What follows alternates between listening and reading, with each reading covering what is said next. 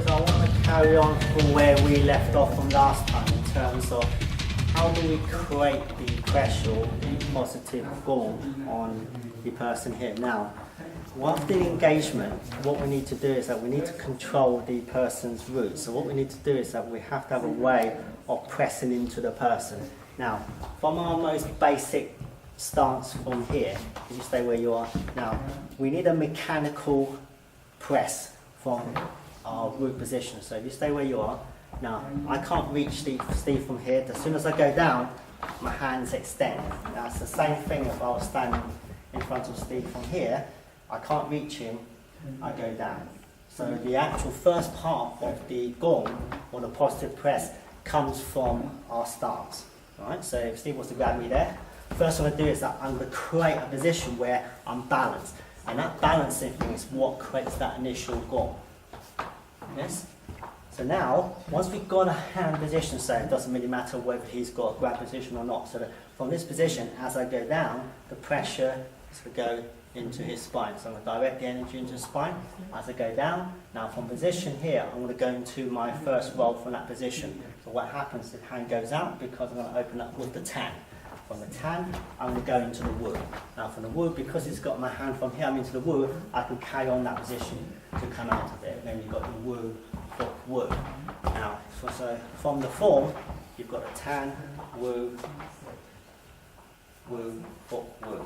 Alright, so the tan is because we need a form of this interception. So you can intercept with the wood, punch with the other hand, or intercept with the tan.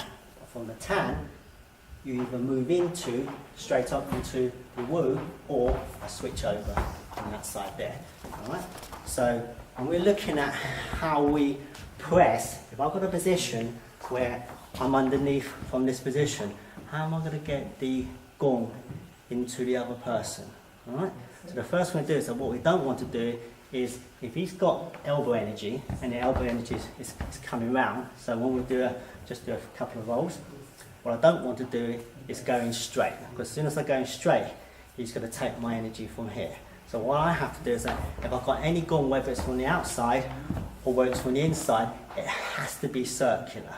Right? So just do one roll for the sake of just doing one roll from this side, from the outside. If I'm going to do one roll, what I'm going to do is I'm going to go from here and then bring the roll down.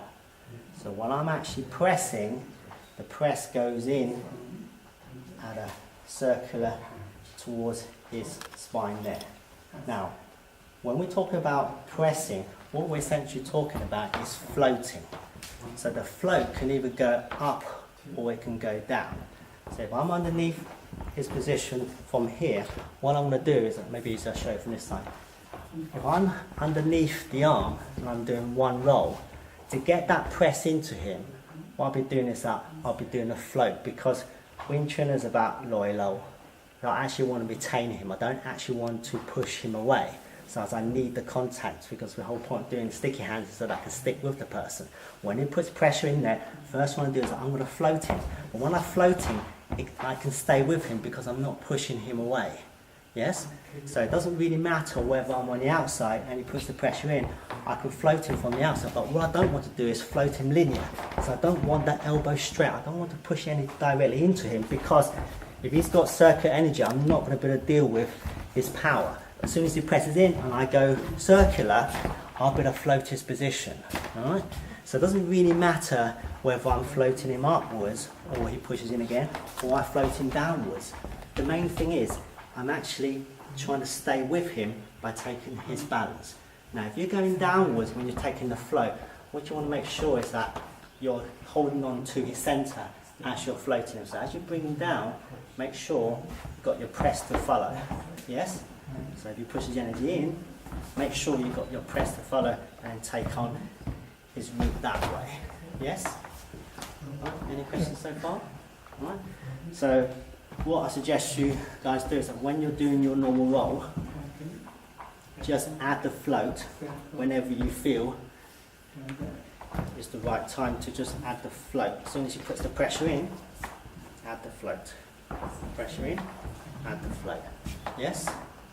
Go on the outside, Wait till it increases the pressure. As soon as you increase the pressure, add the float.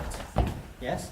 Right, so the energy is coming up from your root. Okay, so don't think about trying to press from the arm.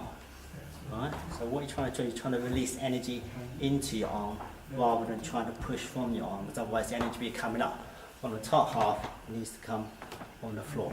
So I do suggest you bend your legs just so they remember. So now, remember the yin-yang separation? When you bend your legs, we don't go down. When you bend your legs, it's the opposite.